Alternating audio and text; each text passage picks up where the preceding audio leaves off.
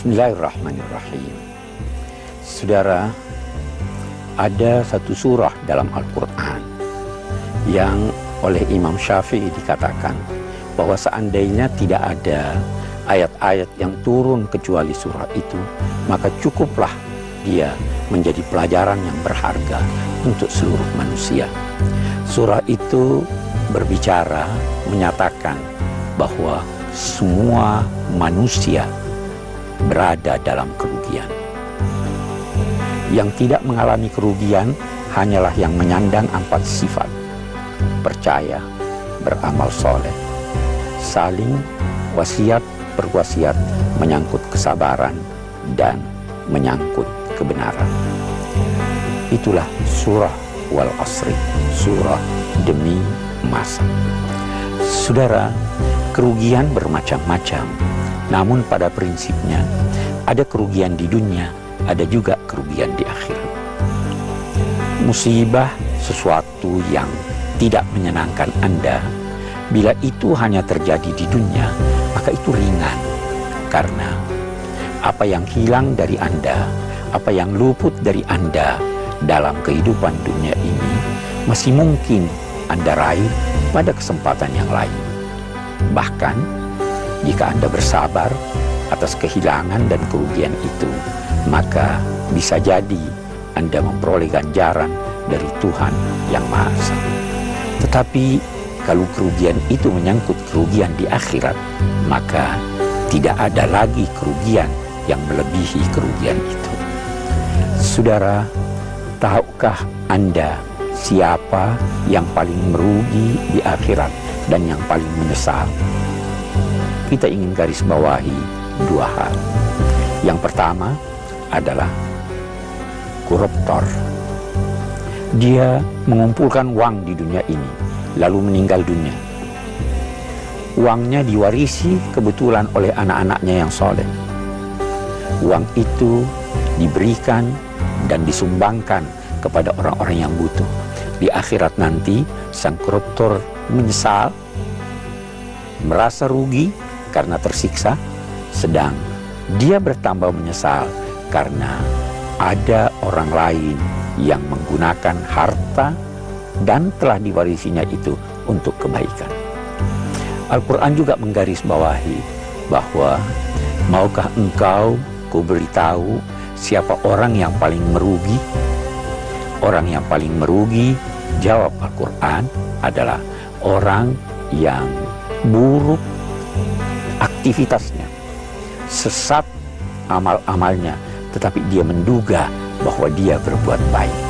Alangkah banyaknya orang-orang yang merasa telah berbuat kebaikan, tetapi sebenarnya apa yang dinilainya kebaikan itu tidak dinilai kebaikan oleh Tuhan, karena antara lain dia tidak mempercayai adanya hari kemudian.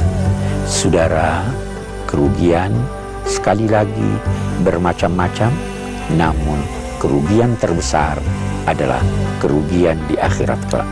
Karena itu, ada sementara orang berkata begini, seandainya kiamat dan hari kemudian itu tidak ada, kalau saya percaya tentang adanya, maka saya tidak merugi, walaupun dia tidak ada. Karena dengan berbuat baik, saya telah mendapatkan ketenangan hidup, bahkan mendapatkan nama baik di dunia.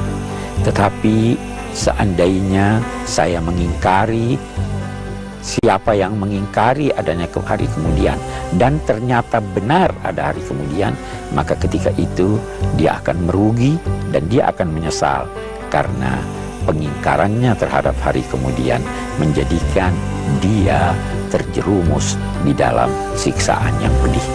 Karena itu, saudara, titik utama dalam meraih kebajikan adalah mempercayai adanya hari kemudian, mempercayai bahwa setiap langkah kita, setiap aktivitas kita, setiap kegiatan kita, selama dilakukan demi karena Allah dan dilakukan untuk mendekatkan diri kepada Allah dan meraih ridhonya, maka ketika itu kita akan memperoleh keberuntungan. Semoga kita memperolehnya. Saudara, waktu adalah modal manusia yang paling berharga. Yang tidak menggunakannya dengan baik, itulah orang yang merugi. Ia menyia-nyiakan modalnya. Tetapi lebih rugi lagi jika tidak memfungsikan potensinya dengan baik. Ketika itu, ia menjadi bagaikan binatang, bahkan lebih buruk. Lalu, yang paling merugi adalah yang menggunakan waktu dan potensinya bukan pada tempatnya, lalu menduga bahwa ia telah berbuat baik.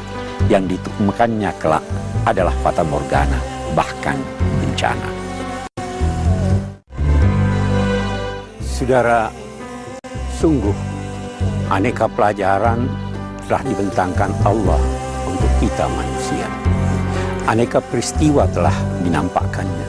Setiap tahun ada saja sekali atau dua kali cobaan dan musibah yang menimpa kita. Belum cukupkah itu untuk menjadi pelajaran bagi kita?